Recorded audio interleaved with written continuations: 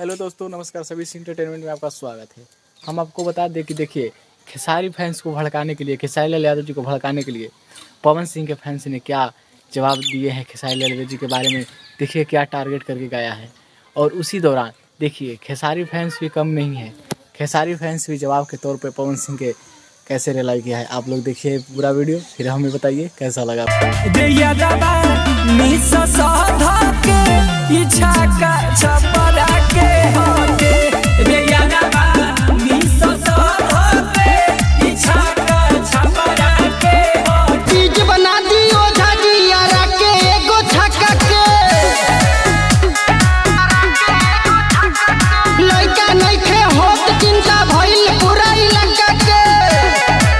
Hello दोस्तों, भोजपुरी में ये विवाद आते दिन होते रहता है। क्या ये विवाद उचित है?